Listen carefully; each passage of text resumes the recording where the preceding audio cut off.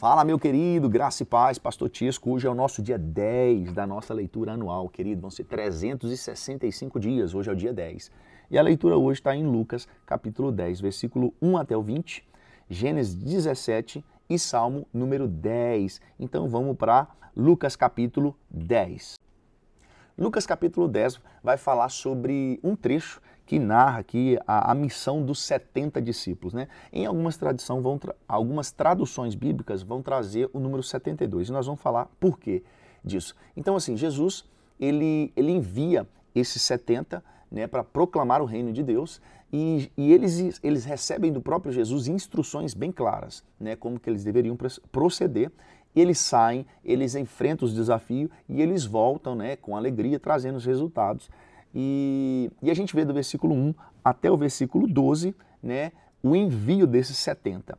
Então, Jesus, ele escolhe 70 discípulos, envia eles de dois em dois para cidades que Jesus deveria ir, né? Jesus tinha um planejamento de ir para essas cidades, ele envia os discípulos antes, era como se eles fossem preparar o caminho para a chegada de Jesus. Então, eles recebem a instrução como eles deveriam orar, né, por mais trabalhadores, porque o campo, a seara era grande, né? Jesus fala assim, ó, a seara é grande, mas poucos são os trabalhadores. Ore, pois, para o Senhor, o dono da seara, enviar mais trabalhadores, né? Então, e Jesus fala com eles para eles ir sem provisões extras, né?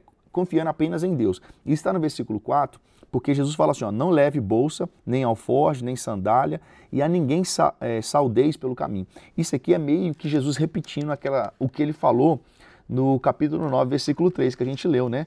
Quando ele deu uma missão para os 12, Jesus fala algo similar em Lucas capítulo 9, versículo 3. E Jesus meio que repete isso agora.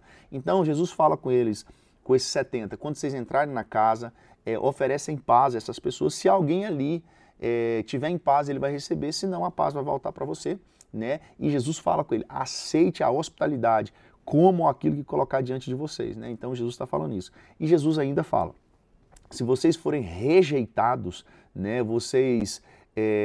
quando vocês chegarem em alguma casa e vocês forem rejeitados, vocês devem sair declarando que o reino de Deus está próximo. Então, e fala assim, ó, e deixando claro, né, Jesus deu todas as instruções bem claras para ele. Então Jesus fala assim, ó, se eles não te receber, você sai, anuncia o reino de Deus e deixa claro que a rejeição não é apenas contra eles, mas a rejeição é contra o próprio Senhor. Aí a gente vê do versículo 13 até o versículo 17 que vai vir uma advertência a algumas cidades, né? E, cara, essa advertência é muito pesada, né? A gente vê isso do versículo 13 até o versículo 16. Jesus, ele repreende severamente duas cidades, que é Corazim, aliás, três cidades, Corazim, Betsaida e Cafarnaum. E Jesus fala assim, ó, Jesus cita outras duas cidades, que era Tiro e Sidom. Essa Tiro e Sidom eram duas cidades pagãs, né? Mas Jesus está falando assim, ó, vai ter menos rigor para essas cidades, Tiro e Sidom, no dia do juízo, porque vai ter menos rigor para Tiro e Sidom do que para vocês, Corazim, Betsaida e Cafarnaum. Jesus falou assim, porque se essas cidades que são pagãs, Tiro e Sidom, eles testemunhassem os milagres que vocês viram, eles teriam se arrependido. Mas vocês testemunharam e vocês não mudaram a posição de vocês. Então, para eles, que eram cidades pagãs, eu vou ter menos rigor no dia do juízo do que para vocês, Corazim, Betsaida e Cafarnaum. Então, assim, Jesus reforça aqui que quem rejeita os discípulos é o mesmo que rejeitar Jesus e o Pai que o enviou. Então, aí a partir do versículo 17, a gente vê o retorno, né, dos 70, né, versículo 17 até o 20. Fala assim, ó, os 70, eles retornam com alegria, né, dizendo, Senhor, pelo teu nome até os demônios nos sujeitaram. Então, eles estão falando assim, Senhor, nós saímos com a missão que o Senhor nos deu e nós vimos na prática que, através do teu nome, os demônios tiveram que nos sujeitar, porque apresentamos o Senhor. Então, aí Jesus, ele, logo após eles falarem isso, que os demônios sujeitaram, versículo 17, Jesus fala assim, ó, e disse-lhe, eu via Satanás como um raio cair do céu. Era como se Jesus falasse para ele assim, ó, vocês viram, provaram que os demônios sujeitaram ao meu nome. Aí Jesus vai, cita Satanás caindo do céu, simbolizando o quê? A derrota do poder das trevas, simbolizando a derrota do poder maligno, né? E Jesus dá ainda outra autoridade para eles. Jesus dá autoridades a eles agora sobre serpente, sobre escorpiões e sobre todo o poder do inimigo, garantindo que nada prejudicaria eles. Só que Jesus finaliza no versículo 20, eu acho o mais forte de tudo aqui dentro do capítulo 9 que a gente leu na leitura de hoje. Mas não vos alegreis, porque Jesus está falando assim, ó, na tradução aqui do pastor Tiesco, não ficam felizes porque os demônios sujeitaram a vocês, não. Vocês têm que estar felizes porque o nome de vocês está escrito no livro da vida. Isso aqui, cara, simboliza algo muito grande, é muito gigante. A gente podia falar aqui horas sobre isso. Mas isso aqui é tipo Jesus falando o seguinte, o importante não é os movimentos que vocês fazem, o importante não é os dons e todo o movimento ministerial. Jesus está falando disso. Ele fala assim, o importante é a salvação. É isso que deve gerar dentro de você alegria, né? Então, Jesus está orientando isso, falando assim, cara, a verdadeira alegria não está no sucesso ministerial, porque eles tiveram sucesso, eles foram enviados e voltaram com alegria, mostrando o sucesso do ministério deles, né? Jesus falou assim, ó, a alegria não está no sucesso ministerial, mas a alegria está em teu nome, o nome de vocês está escrito no livro da vida. Isso aí que é o sucesso, que diante dos olhos de Jesus. Agora nós vamos partir para Gênesis capítulo 17.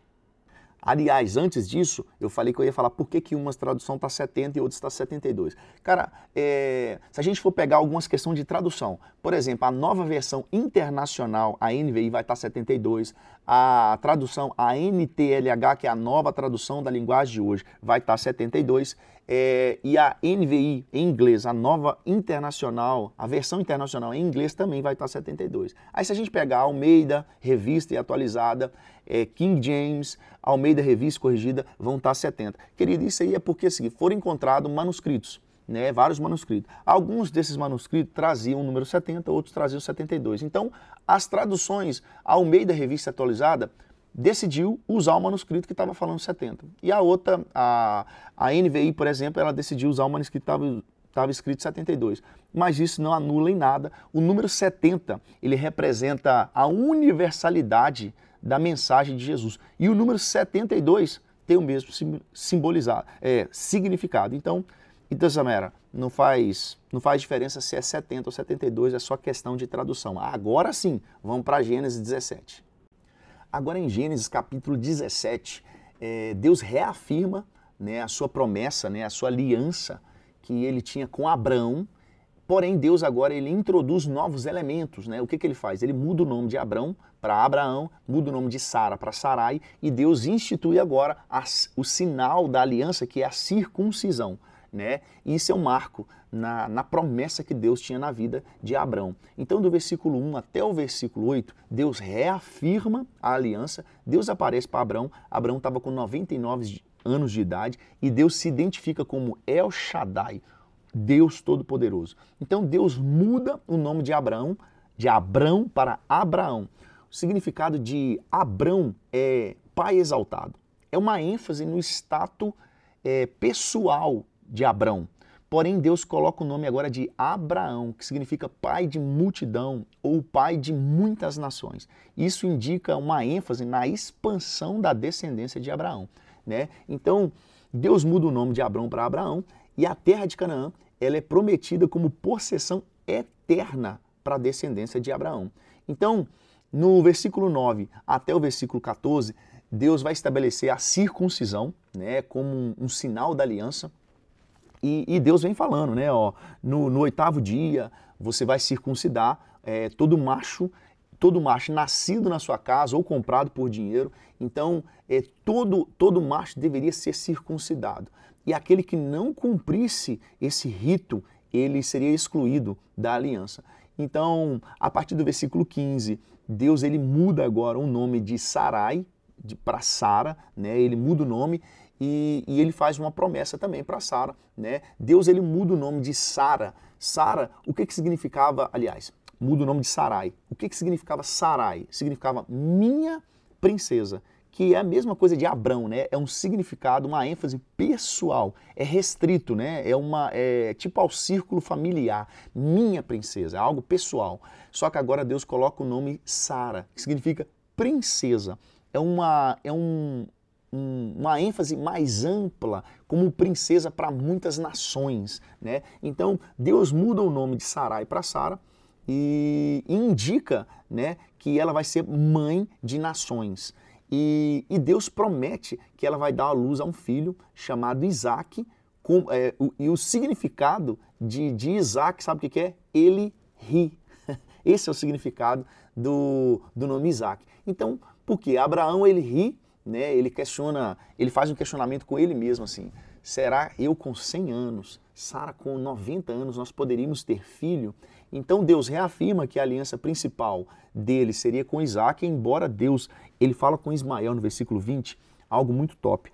Ele fala, quer ver, ó, deixa eu abrir aqui, versículo 20, ele fala assim, ó, e quanto a Ismael, também te tenho ouvido, eis que tenho abençoado, e falo-ei frutificar, e falo-ei multiplicar grandissimamente 12 príncipes, olha isso aí, sobre Ismael, 12 príncipes sairá dele, 12 príncipes gerará, e dele farei uma grande nação. Então tinha uma promessa sobre Ismael também, só que Deus fala, mas a minha promessa é com Isaac. Aí ele fala no versículo 21, né? Mas o meu concerto, porém, estabelecerei com Isaac. Então, aí a partir do versículo 23 até o 27, nós vemos a obediência de Abraão em cumprir aquilo que Deus já tinha acabado de fazer um concerto com ele, né? Então, Abraão, imediatamente, ele obedece ao comando de Deus, ele circuncidou, né, a si mesmo, Ismael e todos os homens da sua casa naquele mesmo dia. Abraão estava com 99 anos quando foi circuncidado e Ismael tinha 13 anos de idade. Uma curiosidade é que quando Deus se apresenta no inicinho aqui, quando ele fala assim, ó, versículo 17, eu estou cá no 18, ó, no capítulo 18, mas é no 17, quando Deus fala assim, ó, e apareceu o Senhor a Abraão e disse, eu sou o Deus Todo-Poderoso. Deus está se apresentando como El Shaddai, que o significado é todo-poderoso. E é a primeira vez que Deus se identifica como El Shaddai na Bíblia. Isso está enfatizando que a capacidade de Deus cumprir, né, promessas aparentemente impossível, tipo assim, está na mão dele. Ele é o Deus Todo-Poderoso, ele pode fazer todas as coisas. Então Deus já chega se apresentando falando assim, Abraão, Deus já sabia que Abraão ia pensar assim, caraca, eu estou com 99 anos, quando meu filho nascer eu vou estar com 100. Sara está com 89, quando for nascer ela vai estar com 90. Será que isso é possível? Aí Deus já chega apresentando assim, quem está te falando não é qualquer um, é o Deus Todo-Poderoso que está falando contigo. Então Deus já se apresenta assim e é a primeira vez que ele se apresenta assim na Bíblia. Agora vamos para Salmo número 10. Agora o Salmo 10, né? O Salmo 10 é uma súplica, querido, a Deus no meio de um momento de opressão dos ímpios, né? Então aqui o salmista ele expressa angústia, né, pelo aparente silêncio de Deus. É como se eles estivessem sendo perseguidos e Deus está em silêncio diante dessa injustiça que está acontecendo. Então o salmista também vai descrever a arrogância e a crueldade dos ímpios, né? Mas só que ele termina mostrando a confiança no Deus eterno, né? Então, no verso 1, já inicia o salmista falando assim, Senhor, por que te conservas longe? Por que te esconde nos tempos de angústia? É como se ele fosse um aparente silêncio de Deus. Então, o salmista ele lamenta, né, a aparente inatividade de Deus, né? Deus não está fazendo nada em tempos de angústia.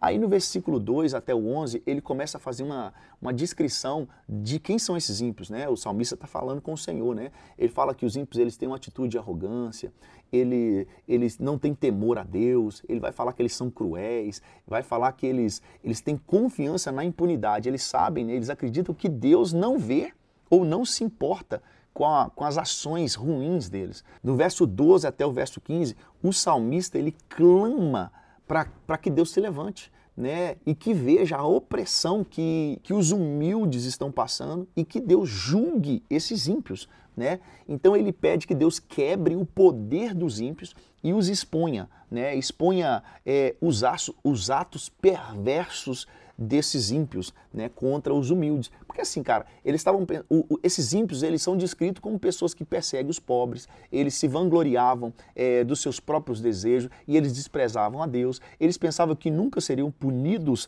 né, porque eles agiam como se Deus não visse os atos deles, né? Então, aí o salmista ele faz essa súplica: Senhor, nós precisamos da sua intervenção. Aí no versículo, do verso 16 até o 18, o salmista ele declara que o Senhor é Rei eterno e que ele ouve o clamor dos humildes. Aí ele vai finalizar, né, falando assim, ó, nós confiamos no Senhor, nós confiamos que o Senhor nos defenderá os órfãos e os oprimidos, o Senhor vai trazer paz e o Senhor vai trazer justiça.